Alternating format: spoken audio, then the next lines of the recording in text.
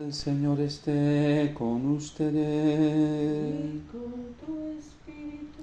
Lectura del Santo Evangelio según San Mateo. Gloria a ti, Señor.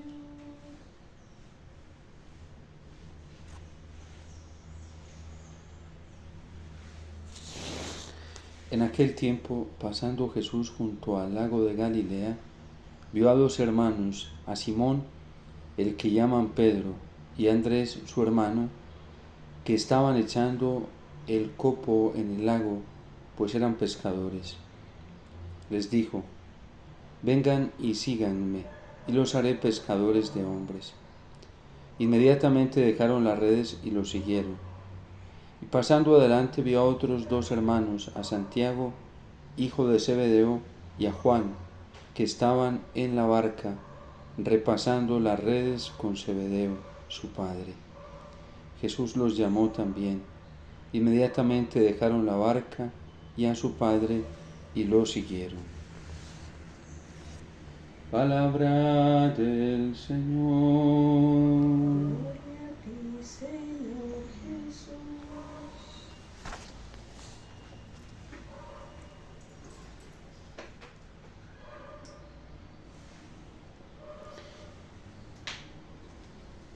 La antigua familia de Dios, el antiguo pueblo, fue imperfecto, porque no fue del todo fiel.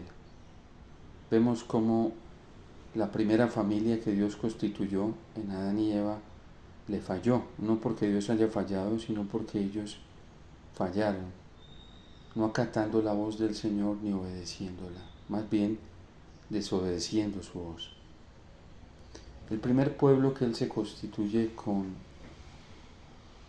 Jacob y sus 12 hijos tampoco fue del todo fiel. Lo sabemos que aunque intentaron, lucharon, se esforzaron, fueron presa del engaño, fueron presa también de las atracciones de este mundo y de su propio egoísmo. Siendo un pueblo imperfecto, Dios hizo una alianza de establecer una nueva familia y de establecer un nuevo pueblo. Fue la promesa de Dios siempre en el Antiguo Testamento, la cual siempre sostuvo a lo largo de la historia mientras se manifestaba a través de signos, de hechos prodigiosos, como nos lo cuentan las Sagradas Escrituras, y también a través de sus palabras. Para que esa promesa de un nuevo pueblo, una nueva familia, fuera una realidad, Dios esperó la fidelidad de su pueblo. Solamente faltaba eso, una respuesta fiel, y todo hubiera llegado a la perfección como Dios lo había prometido. De su parte, Dios lo había dado todo, lo había entregado todo. Y a pesar de la perversión e infidelidad del pueblo, de la familia, Dios no dejó de seguir buscando maneras de atraer la fidelidad de su pueblo, que era lo único que faltaba. Y apareció una mujer, la Virgen María, a quien los padres de la Iglesia llaman la nueva Eva. Apareció un hombre, José, que aunque no se le da el título de nuevo Adán, hace de las veces de Padre en esta tierra, las veces del Padre Celestial. Y aparece un Hijo, que es Cristo, con naturaleza humana, verdadero hombre, a quien San Pablo llama el nuevo Adán. Y allí se constituye la nueva familia. ¿Cuál es la característica de esta familia? Que sí escuchan a Dios Padre y que sí ponen en práctica todo lo que Dios Padre les pide. Y ahí viene lo que llama San Pablo en la carta a los Gálatas la plenitud de los tiempos. Es aquí cuando verdaderamente se comienza a hacer realidad todo lo que Dios había prometido. Una mujer que es atenta a su palabra y que escucha constantemente su palabra y que escuchándola la guarda en el corazón y luego utiliza la razón para meditar lo que ella haya cogido en el corazón, que es la grandeza de esta palabra del Señor. ¿Por qué la guarda en el corazón? Porque es una palabra sagrada, porque es una palabra santa, porque por esa palabra se hicieron todas las cosas, porque la Virgen es consciente de que cada palabra que sale de la boca del Señor tiene el poder divino para transformarlo todo, absolutamente todo. Esto se da en San José también, y por eso San José llega a ser perfectamente la manifestación, o como dirá San Juan Pablo II, la sombra del Padre Celestial en esta tierra.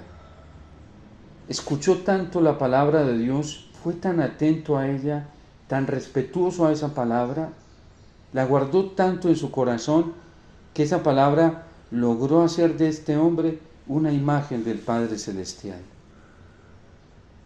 Lo fue como padre para Cristo, lo fue como esposo para la Virgen.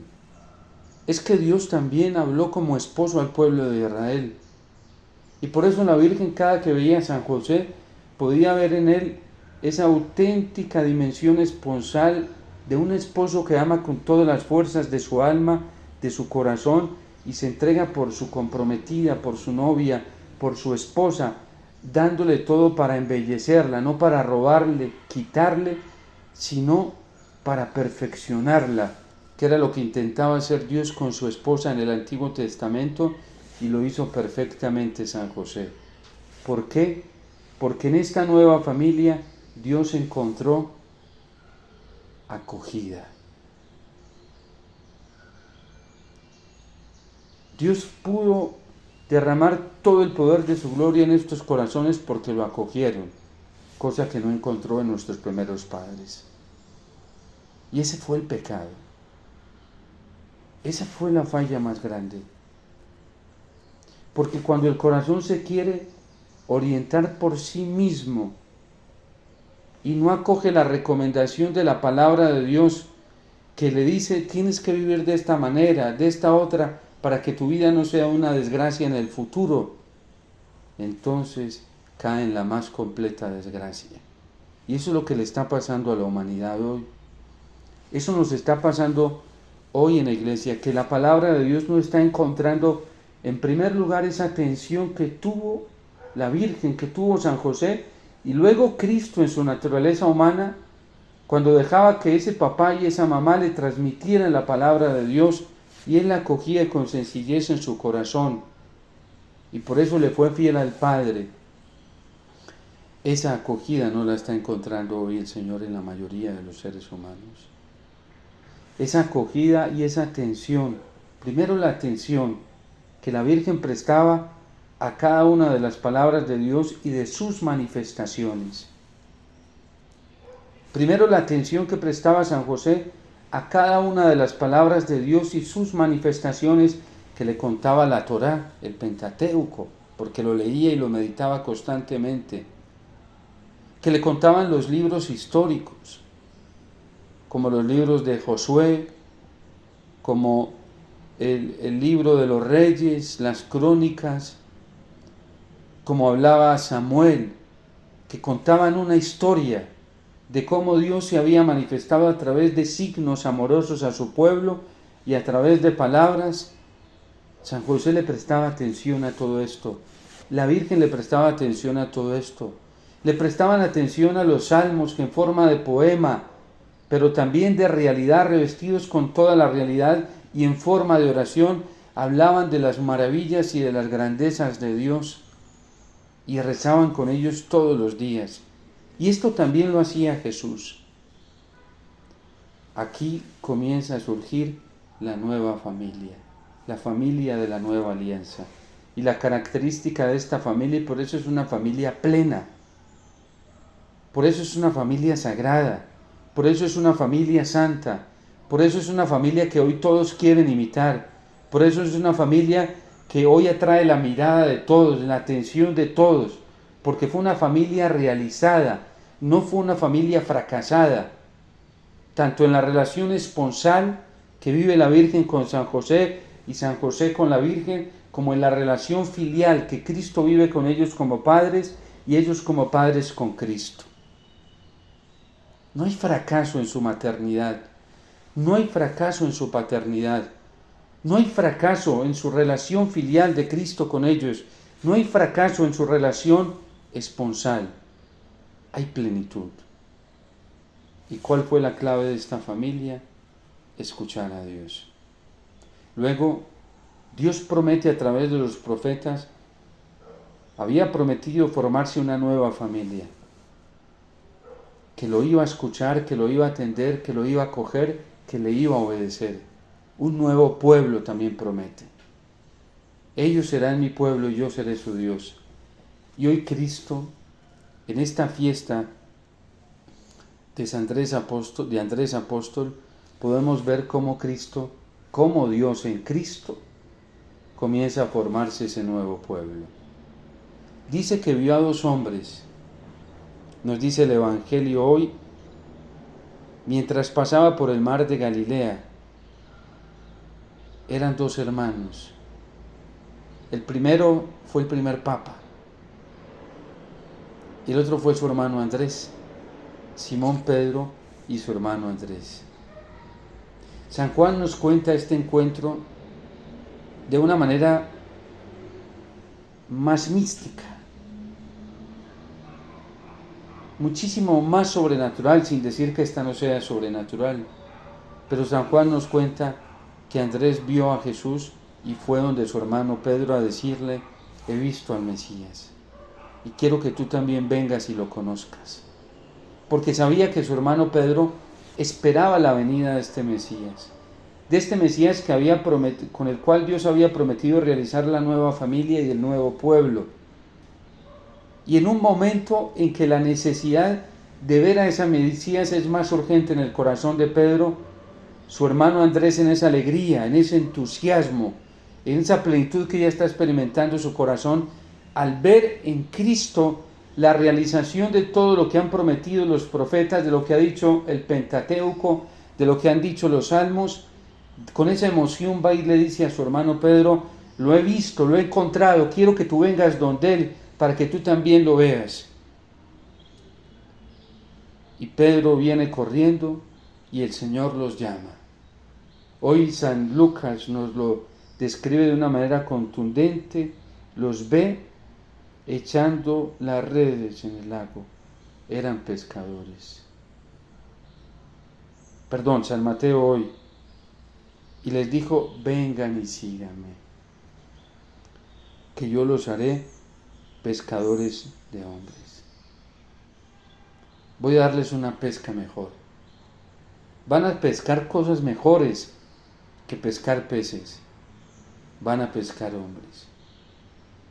Y ellos, sin todavía entender, pero fascinados por esa experiencia interior que están sintiendo en su corazón, porque San Pablo hoy nos dice en la carta a los romanos que esa experiencia de la fe viene por la escucha de la palabra de Dios y por la experiencia, la certeza que se tiene en el corazón, no en la cabeza, de que Jesús es el Señor, y de que Dios lo resucitó, y de que Él es el Mesías, de que Él es el enviado del Padre.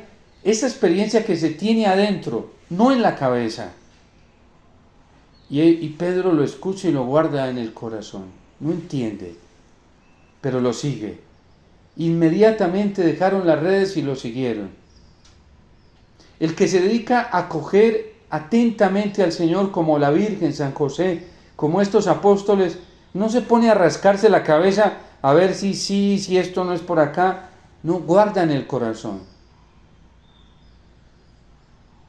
La inteligencia solo nos sirve para saber que la palabra que escuchamos es palabra de Dios, no más. De resto tenemos que guardar en el corazón. Y estos dos discípulos guardan esto en el corazón. Y sin entender demasiado, dejan todo. Porque el que se pone a especular con la cabeza, se pone a hacer cálculos matemáticos, físicos, y no es capaz de dejar nada. Inmediatamente dejaron las redes y lo siguieron. Lo que nos tiene retrasados a nosotros para llegar a la experiencia del cielo es meterle tanta cabeza a las cosas. San Agustín fue un hombre muy racional. Cuando su mamá le hablaba de Cristo, le hablaba de la iglesia, le hablaba de los sacramentos, ¿y para qué le sirvió tanta razón? Para volverlo torpe, ciego. Oh hermosura tan nueva y tan antigua, yo te buscaba fuera de mí, porque la cabeza nos lleva a eso, a buscar al Señor fuera de nosotros, y tú estabas dentro de mí. Tarde te amé, hermosura tan nueva y tan antigua. Tú estabas más íntimo que mi propia intimidad, porque cuando la relación con el Señor es a través de la especulación racional, el corazón se vuelve frío, como un témpano de hielo. Pero cuando la relación es como la de estos dos discípulos, que es desde el corazón, Santiago fue corriendo a decirle a su hermano, Él es el Mesías. Si se pone a gastarle tiempo a la razón, dice, pero es como medio pobre, este no tiene apariencia de nada. Este hombre es demasiado sencillo, se viste de una manera muy sobria. Este hombre no tiene tropas, no tiene ejércitos. No es la cabeza la que los está guiando a ellos, es el corazón. Hoy San Pablo lo dice, que la fe viene por la escucha de la palabra de Dios y se inserta en el corazón, porque si tú crees con el corazón que Jesús verdaderamente es el Señor, es Dios, es el Mesías con el corazón, no con la cabeza, y luego profesas con tus labios. Si crees con el corazón que Dios lo resucitó, y se lo resucitó es porque Él es el Mesías, y profesas con tus labios que Él es el Señor y que no hay otro Señor, que no hay otro amor, que no hay otra esperanza, que no hay otra fuerza en la que decir Jesús es el Señor, es decir, yo ya no confío en ninguna otra fuerza, en ningún otro poder porque no lo necesito. Yo no tengo la esperanza en ningún otro amor, en ningún otro poder, en ninguna otra fuerza porque no lo necesito. Mi esperanza es Jesús, es el Señor y está en mi corazón y vive en mí. Y me encuentro con Él y renuevo esta presencia de Jesús en mi vida todos los días en los sacramentos. Y renuevo esta presencia de Jesús todos los días en la Eucaristía, donde recibo la plenitud del Espíritu Santo y puedo experimentarlo interiormente y saber que está en mí, que vive en mí. Porque los sacramentos nos llevan a descubrir esa experiencia viva de Jesús en nuestra vida. Hoy en la iglesia muchos se están perdiendo por la cabeza. El demonio también se perdió por la cabeza porque es muy inteligente. Y todos los discípulos del demonio quieren entender a Dios desde la cabeza. Benedicto XVI nos dijo en su encíclica Deus Caritas es que no se llega a ser cristiano por una idea. Y hay demasiado teólogo hoy, racional. San Agustín, que quiso entender a Dios con la razón, porque era muy inteligente, se estaba perdiendo. De hecho, él mismo nos enseña que uno primero tiene que creer y después utiliza la inteligencia para reflexionar sobre lo que uno ya ha experimentado y ha creído en el corazón. Creo para entender. Y ha sido el criterio de la Iglesia siempre. Primero creer, para después entender. Ellos se van y lo siguen, por el impulso de la fe. Tanto que nos cuenta el mismo San Lucas o Marcos también, y el mismo Mateo, nos cuentan que luego el Señor se subió a la barca de ellos y le dijo a Pedro que bogara mar adentro, y Pedro obedecía. Le dijo, tira la red a la derecha. Y dice, Señor, hemos tirado toda la noche y no hemos cogido nada, pero en tu nombre la voy a echar. Y la tiró y cogieron una cantidad de peces que no le cabía en la barca. Tuvieron que venir las otras barcas a ayudar. Cristo le estaba demostrando con un signo milagroso que la obediencia a Él traía muchos frutos. La obediencia a sí mismo y a los criterios del mundo no le permitió recoger ningún fruto durante toda la noche, porque estaba haciendo las cosas a su manera. La obediencia a Cristo le permitió obtener mucho fruto. Y hoy gran parte de la iglesia en la jerarquía, con su evangelización, no está recogiendo fruto. Y vemos cómo está la iglesia angustiadita, desesperadita.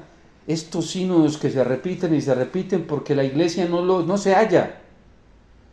Y los obispos están angustiados por la ineficacia. Aunque quieran aparentar y mostrar otra cosa externamente, cada vez es más ineficaz lo que hacen. Cada vez es más torpe lo que hacen. Cada vez es más estéril lo que hacen. Hemos visto, por ejemplo, en Colombia nuestros obispos esforzándose y se desgastan, y es laudable ese esfuerzo por encontrar la paz, dialogar, y está el país desangrado, más dividido que nunca. ¿Será que estamos obedeciendo al Señor?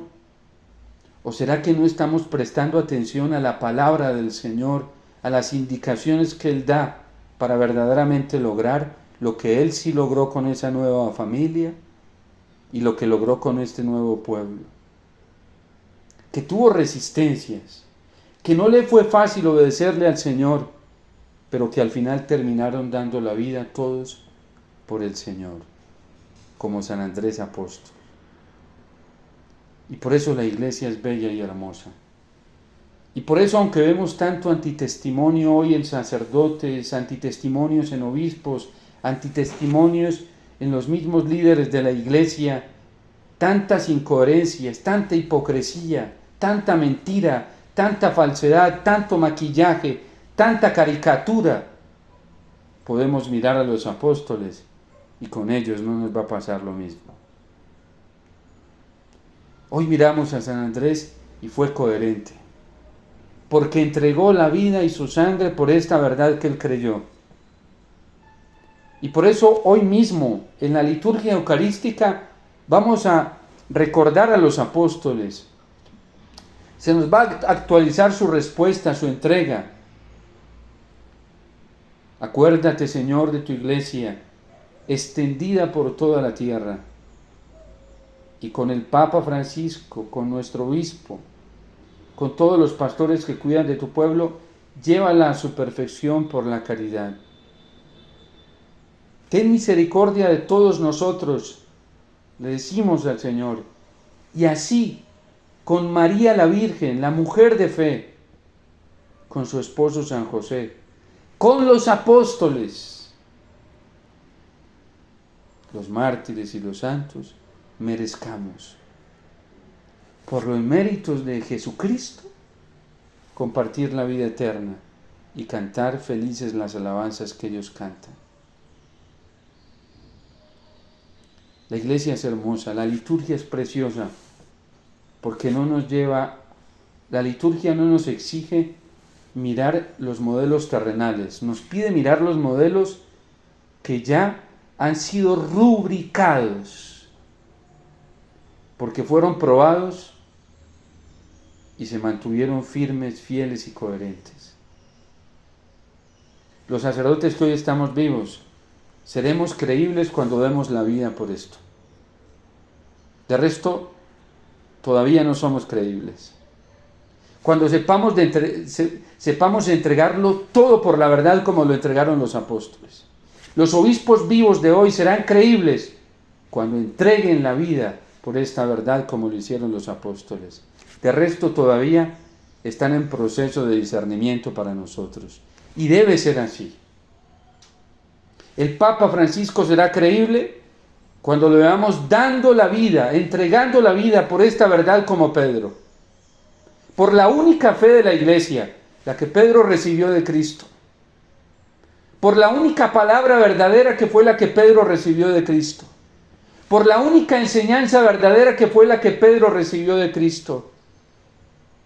por la conducta verdadera que fue la que Pedro recibió de Cristo. Y cuando Él muera, y después de su muerte, nos daremos cuenta qué tan coherente pudo haber sido con esta verdad. Lo mismo que los cardenales, los obispos, nosotros los sacerdotes, los diáconos, los matrimonios.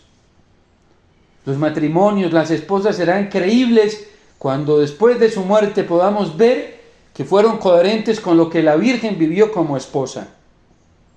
Los esposos serán creíbles cuando veamos después de su muerte que verdaderamente ellos son creíbles porque vivieron como vivió San José.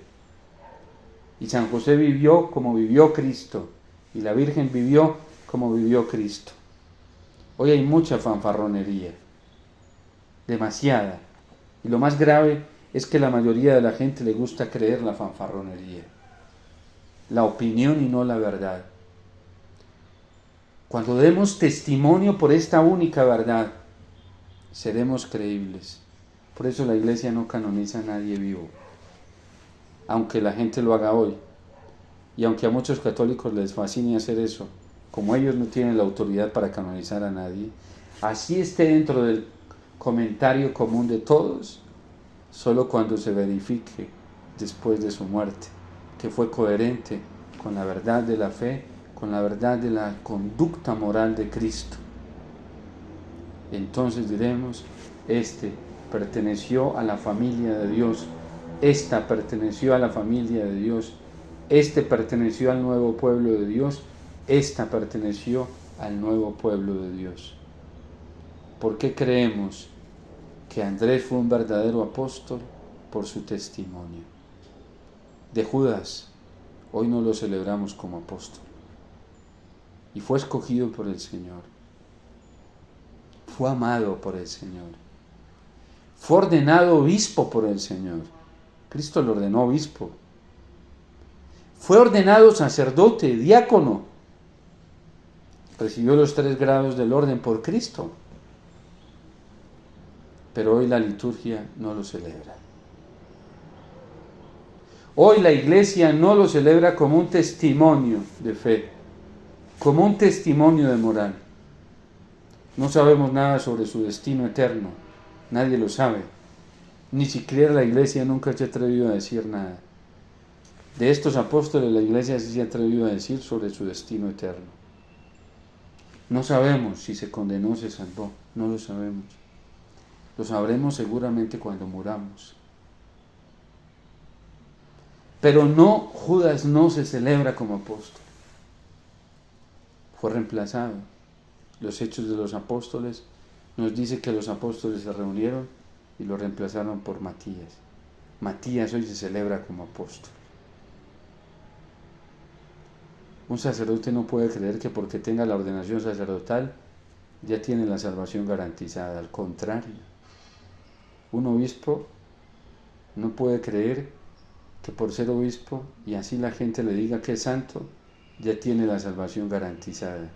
Al contrario, el juicio para nosotros va a ser bien severo y va a ser en torno a la misión que Dios nos encomendó, así como se la encomendó a los apóstoles.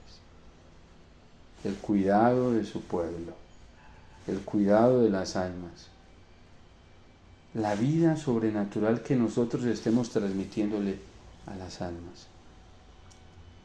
San Andrés no fue a darle cuentos allá a San Pedro, mucha locuración teológica y racional, no, fue a decirle, allí está el Mesías, ve donde él. Esa es la tarea de un obispo, encontrar a Cristo y señalarle a todo el mundo dónde está Cristo. Es la tarea de los sacerdotes, es la tarea de nosotros los diáconos, es la tarea de los evangelizadores. Y no manipular la gente abusando de nuestro poder, del poder del Señor, para mantener la gente amarrada a nosotros mismos, dependiendo de nuestro criterio y no del criterio del Señor.